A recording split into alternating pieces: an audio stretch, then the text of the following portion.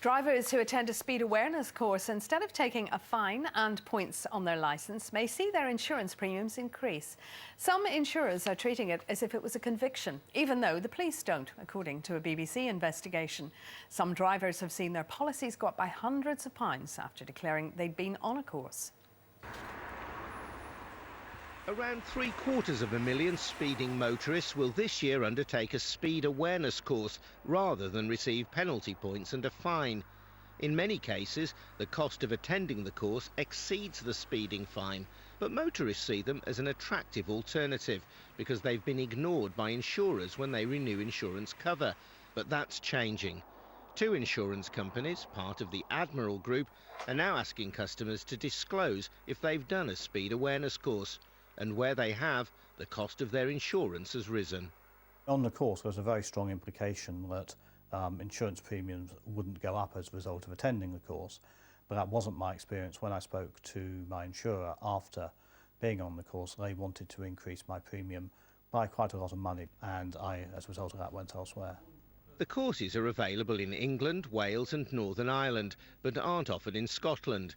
They are actively promoted by the police and course providers, with claims that by doing the course, insurance premiums should not change. We do tell the clients that they don't have to inform their insurance companies that they've attended the course, and that's purely because the offence that was committed is now quashed, and so there's no need for them to know.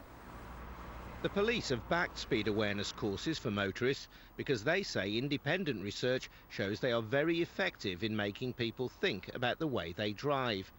But with no financial incentive, the police are concerned that drivers will simply opt to pay the fine and reject the speed awareness courses.